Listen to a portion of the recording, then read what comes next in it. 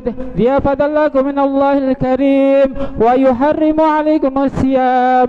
قال رسول الله صلى الله عليه وسلم: فإذا صعد الخطيب على المنبر فلا يتكلم أحدكم، ومن يتكلم فقد لغوت، ومن لغى فلا عيد له. أنصتوا رحمكم الله، أنصتوا اسمعوا رحمكم الله، أنصتوا واسمعوا وأطيعوا رحمكم الله. اللهم صل على محمد، اللهم صل على سيدنا محمد، اللهم صل على سيدنا ومولانا محمد. اللهم كون الإسلام والإيمان من المسلمين والمسلمات والمؤمنين والمؤمنات، ويسرهم على أمور الدين والدنيا والآخرة. رب اختم لنا منك بالخير، ويا خير الناصرين برحمتك يا أرحم الراحمين.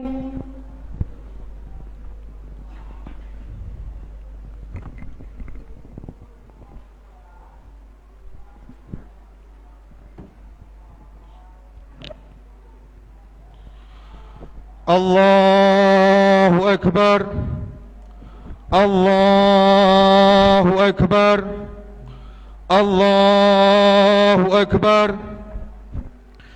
الله أكبر، الله أكبر، الله أكبر، الله أكبر، الله أكبر، الله أكبر، الله أكبر كبيرا، والحمد لله كثيرا، وسبحان الله بكرة وعسيلا. لا إله إلا الله والله أكبر، الله أكبر ولله الحمد. الحمد لله، الحمد لله معيد الجمع والأعياد، الذي أعاد علينا الأعياد ووفى الأجور للصائمين والعباد، رافع السبع الشداد عالية بغير عماد. أحمده سبحانه وتعالى على الهداية والرشاد، وأشكره على سائر نعمه التي لا يلحقها نفاد. وأشهد أن لا إله إلا الله وحده لا شريك له ولا أنداد، شهادة صادرة من صميم الفؤاد أرجو بها النجاة في يوم التناد. وأشهد أن سيدنا محمد عبده ورسوله الذي شرع الشرائع وسن الأعياد. اللهم صل وسلم على سيدنا محمد الهادي إلى سبيل الرشاد، وعلى آله وأصحابه البررة الأمجاد، والتابعين لهم بإحسان إلى يوم التناد. أما بعد، فيا أيها الناس اتقوا الله تعالى، فإن تقواه نعم العدة ليوم المعاد. فقال الكريم الجواد: يا أيها الذين آمنوا اتقوا الله ولتنظر نفس ما قدمت لغد واتقوا الله إن الله خبير بما تعملون. معاشر المسlimin wa zumratul mu'minin rahimakumullah.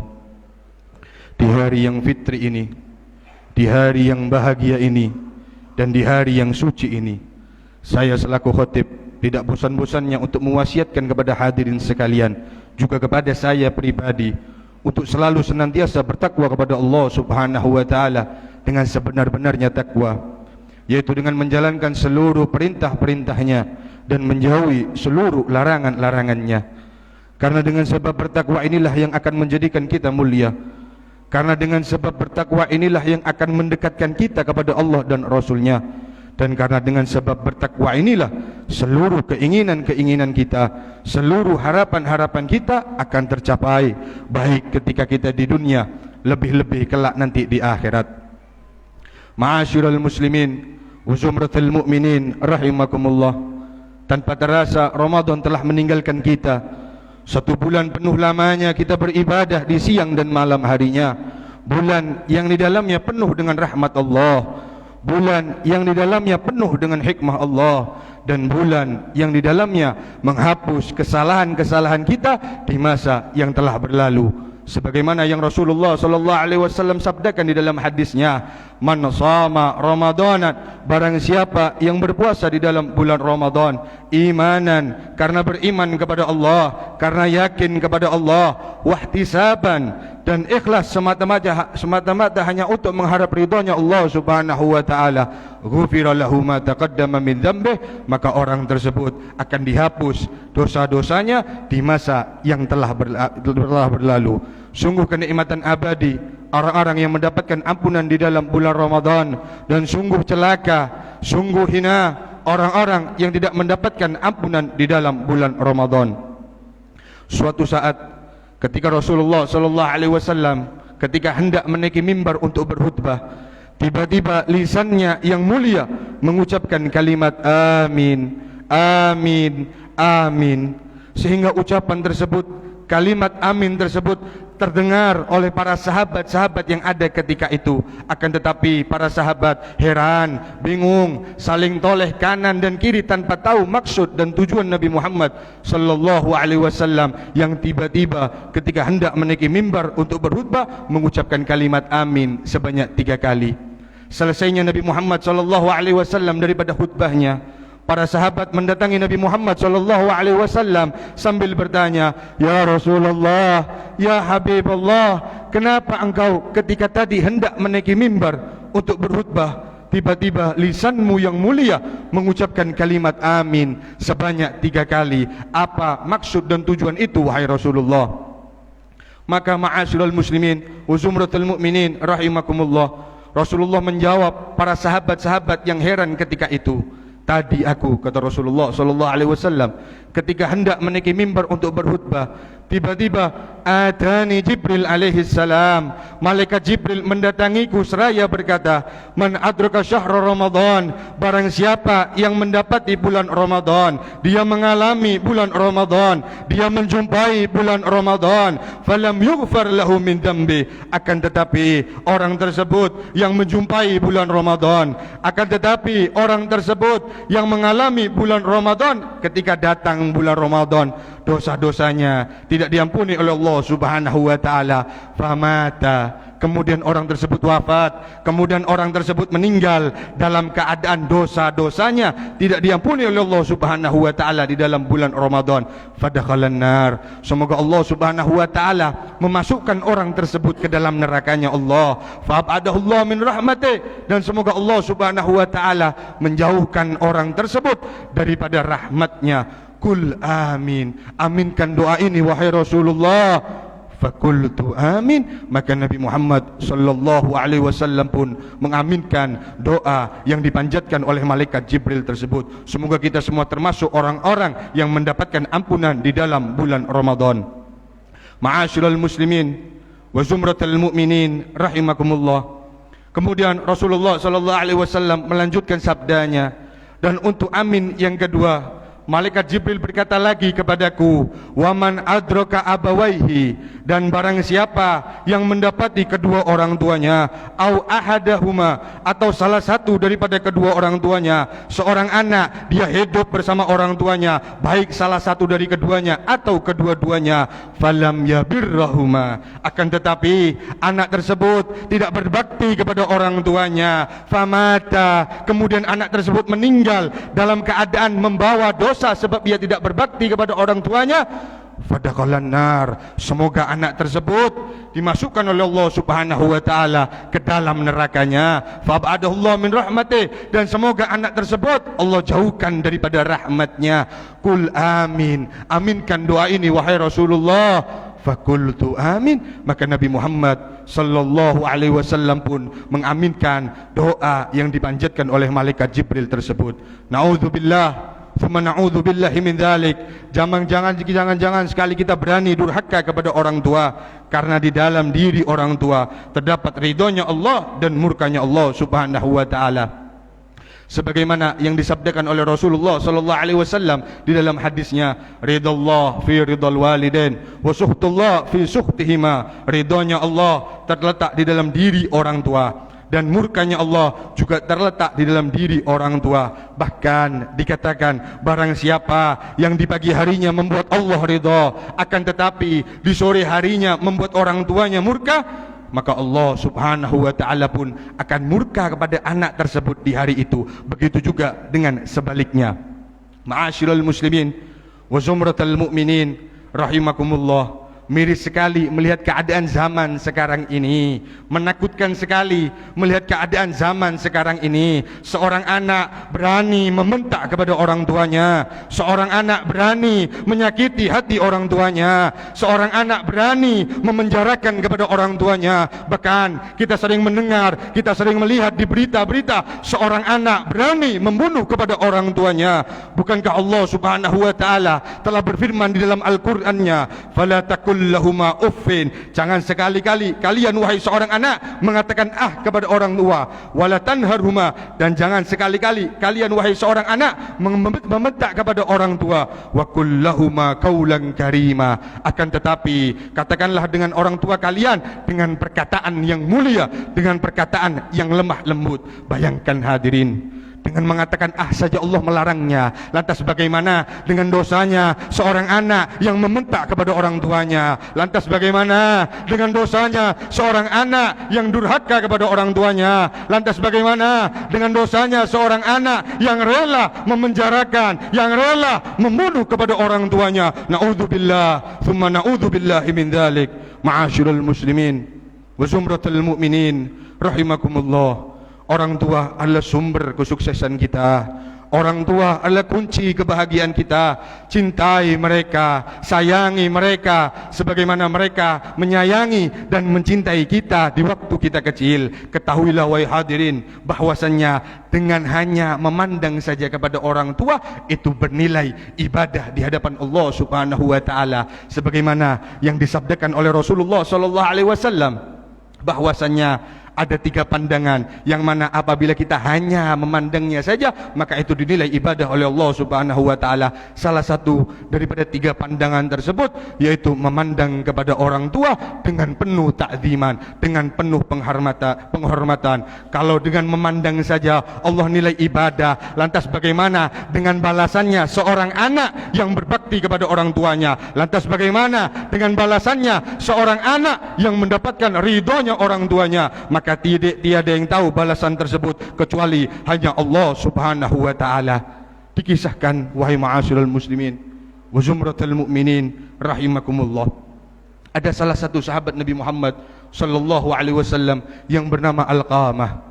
Alqamah ini hadirin adalah salah satu sahabat Nabi Muhammad sallallahu alaihi wasallam yang memiliki kedudukan yang mulia. Salatnya selalu di saf terdepan, salatnya selalu di belakang Rasulullah, selalu mengikuti kajian ilmu bersama Nabi Muhammad. Bahkan dikatakan di mana ada Rasulullah, di situ pasti ada satu sahabat yang bernama Alqamah. Akan tetapi ma'asyiral muslimin, sahabat Alqamah yang memiliki kedudukan mulia tersebut pernah satu waktu menyakiti hati orang tuanya, sehingga orang tuanya murka kepada anaknya, sehingga orang tuanya tidak ridha kepada anaknya. Singkat cerita, ketika sahabat Alqamah sedang terkapar di atas kasur menanggung rasa sakit sakaratul maut, kemudian para sahabat-sahabat Alqamah menjenguk sahabat-sahabat Alqamah ketika itu.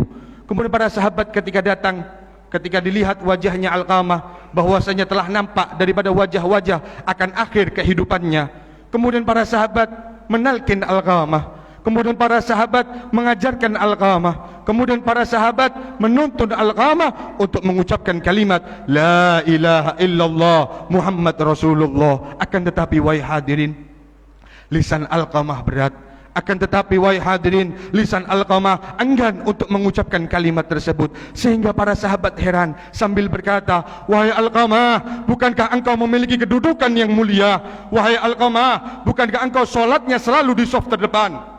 Wahai Alqamah, bukankah engkau solatnya selalu di belakang Rasulullah? Engkau selalu mengikuti kajian-kajian ilmu bersama Nabi Muhammad. Di mana ada Rasulullah, di situ pasti ada engkau. Akan tetapi, mengapa lisanmu berat untuk mengucapkan kalimat La ilaha illallah Muhammad Rasulullah? Kemudian para sahabat bergegas untuk datang ke rumah Nabi Muhammad, untuk mengabarkan kepada Nabi Muhammad, untuk memberitahu kepada Nabi Muhammad. Kemudian setelah Nabi Muhammad SAW dikabarkan bahwasanya sahabat Alqamah sedang terkapar di atas kasur menanggung rasa sakit sakaratul maut, maka Nabi Muhammad SAW pun bergegas berangkat menuju rumah Alqamah. Singkat cerita, sampainya Nabi Muhammad SAW di rumah Alqamah, Nabi Muhammad langsung menuntun, Nabi Muhammad langsung mengajarkan, Nabi Muhammad langsung menalkin Alqamah untuk mengucapkan kalimat La ilaha illallah Muhammad Rasulullah. Akan tetapi tetap wahai hadirin, walaupun Rasulullah yang mengajarkannya, walaupun makhluk yang paling mulia yang menuntunnya, tetap lisan Alqamah berat untuk mengucapkan kalimat tersebut. Akan tetapi lisan Alqamah enggan untuk mengucapkan kalimat tersebut. Kemudian Nabi Muhammad SAW bertanya kepada para sahabat-sahabat yang ada ketika itu, wahai sahabat-sahabatku, apakah orang tua Alqamah masih ada? Apakah orang tua Alqamah masih hidup? Naam ya Rasulullah. Iya wahai Rasulullah, orang tua Alqamah masih ada, ibunda Alqamah masih hidup. Maka Nabi Muhammad SAW menyuruh para sahabatnya untuk mengabarkan kepada ibundanya bahwa ibunya kemari ke sini untuk memberi ridho kepada anaknya yang bernama Alqamah tersebut. Maka berangkat pun para sahabat ke rumah ibunda Alqamah. Akan tetapi ketika sampainya di rumah ibunda Alqamah, ketika dikabarkan bahwasanya anaknya sedang terkapar di atas kasur sambil menanggung rasa sakit sakaratul maut, ibunda Alqamah tidak mau memberi ridho kepada anaknya karena pernah satu waktu hanya satu kali menyakiti hatinya. Tidak, aku tidak mau memberi ridhoku kepada anakku, aku tidak mau memberi ridhoku kepada anakku, kata ibunda Alqamah. Maka para sahabat pun kembali ke rumah Alqamah sambil membawa tangan kosong, tangan sia-sia. Kemudian ketika dikabarkan kepada Nabi Muhammad menyuruh kembali, berangkat lagi kamu ke rumah ibunda Alqamah, katakan kepada ibunda Alqamah bahwa ibunda Alqamah ke sini untuk memberi ridho kepada anaknya. Tetap kedua kalinya para sahabat kembali dengan tangan kosong, dengan sia-sia. Sampainya di rumah Alqamah, Nabi Muhammad berkata kepada para sahabat-sahabat, wahai sahabat-sahabatku, engkau datang kembali ke rumah ibunda Alqamah, katakan kepada ibunda Alqamah kalau memang dia tidak mau datang menemui anaknya untuk memberi ridho kepada anaknya, katakanlah kepada ibunda Alqamah, kami akan membakar jasadnya secara hidup-hidup, karena kami tidak tega melihat sahabat Alqamah yang terus-menerus menanggung rasa sakit sakaratul maut, yang dikatakan rasa sakit sakaratul maut lebih pedih daripada 300 tebasan pedang, wahai hadirin yang dirahmati oleh Allah Subhanahu wa taala. Kemudian ketika sahabat-sahabat sampai di rumah ibunda Alqamah, kemudian mengatakan, wahai ibunda Alqamah, kalau memang engkau tidak mau menemui anakmu untuk memberi ridho kepada anakmu, maka kami akan membakar jasadnya hidup-hidup, karena kami tidak tega yang mana ia terus-menerus menanggung rasa sakit sakaratul maut. Kita lihat wahai hadirin, ibu tetaplah ibu. Ketika mendengar bahwasanya anaknya akan dibakar secara hidup-hidup, ibunya tidak terima. Bagaimana bisa tega aku melihat anakku dibakar secara hidup-hidup, sedangkan aku yang mengandungnya, sedangkan aku yang melahirkannya, sedangkan aku yang menyusuinya, sedangkan aku yang merawat dan mendidiknya. Maka berangkat ibunda Alqamah bergegas ke rumah Alqamah. Sampainya di rumah Alqamah, ketika ibunda Alqamah melihat anaknya yang sedang terkapar di atas kasur sambil menanggung rasa sakit sakaratul maut, seketika itu juga ibunda Alqamah mengatakan, wahai anakku, aku maafkan kesalahanmu, aku berikan ridhoku kepadamu wahai anakku. Maka seketika itu juga wahai hadirin, sahabat Alqamah dengan fasihnya, dengan gampangnya mengucapkan kalimat La ilaha illallah Muhammad Rasulullah, sehingga sahabat Alqamah meninggal dalam keadaan husnul khatimah, yang dikatakan barang siapa yang di akhir hidupnya mengucapkan kalimat La ilaha illallah Muhammad Rasulullah, maka ia dipastikan akan masuk ke dalam surganya Allah Subhanahu wa ta'ala. Kita lihat wahai hadirin, bukankah Alqamah memiliki kedudukan yang mulia? Solatnya selalu di saf terdepan, solatnya selalu di belakang Rasulullah, selalu mengikuti kajian-kajian ilmu bersama Nabi Muhammad. Di mana ada Rasulullah, di situ pasti ada sahabat Alqamah. Pernah hanya satu kali menyakiti hati orang tuanya, walaupun Rasulullah sendiri yang menuntun untuk mengucapkan kalimat La ilaha illallah Muhammad Rasulullah, tetap lisan Alqamah berat untuk mengucapkan kalimat tersebut.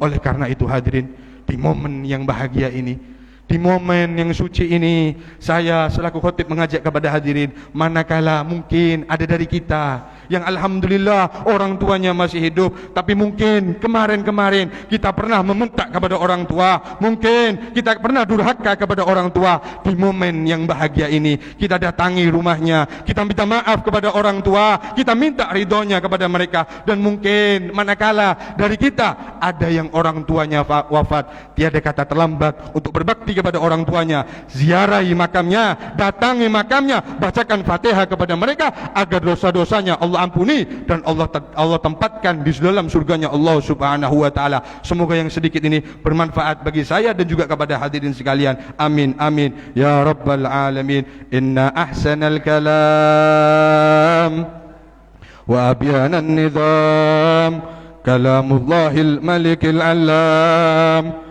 والله سبحانه وتعالى يقول وبقوله يهتدي المهتدون وإذا قرئ القرآن فاستمعوا له وأنصتوا لعلكم ترحمون. أعوذ بالله من الشيطان الرجيم. بسم الله الرحمن الرحيم. قد أفلح من تزكى وذكر اسم ربه فصلى بل تؤثرون الحياة الدنيا والآخرة خير وأبقى إن هذا لفي الصحف الأولى صحف إبراهيم وموسى. بارك الله لي ولكم في القرآن الحكيم ونفعني وإياكم بما فيه من الآيات والذكر الحكيم وتقبل مني ومنكم تلاوته إنه هو الغفور الرحيم. أقول قولي هذا فأستغفر الله العظيم لي ولكم ولوالدينا ولوالديكم ولجميع المسلمين فاستغفروه إنه هو الغفور الرحيم. اللهم صل على سيدنا ومولانا محمد.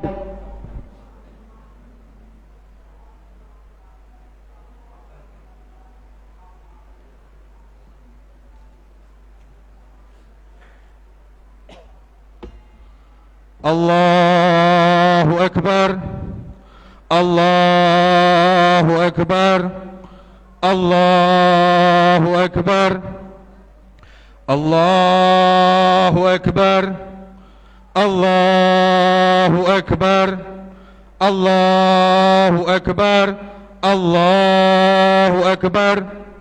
الحمد لله الحمد لله الذي أعاد الأعياد وكرر وأجاز الصائمين الثواب وكامل الأجر الموفر. أحمده سبحانه أن خلق وصور وأشهد أن لا إله إلا الله وحده لا شريك له شهادة يثقل بها الميزان في المحشر. وأشهد أن سيدنا محمد المبعوث إلى الأسود والأحمر.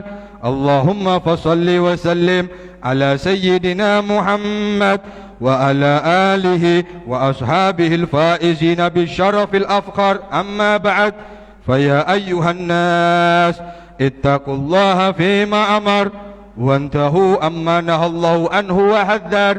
واعلموا أن الله أمركم بأمر بدأ فيه بنفسه وثنى بملائكة قدسه فقال تعالى إن الله وملائكته يصلون على النبي يا أيها الذين آمنوا صلوا عليه وسلموا تسليما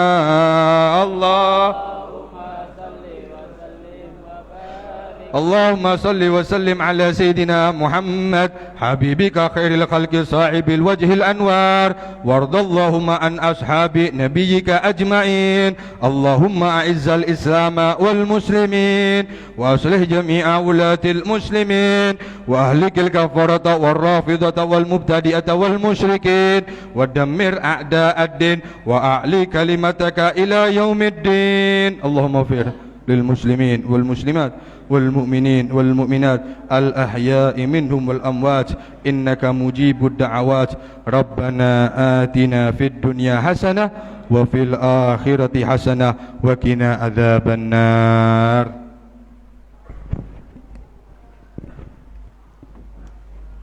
صلى الله على محمد صلى الله عليه وسلم صلى الله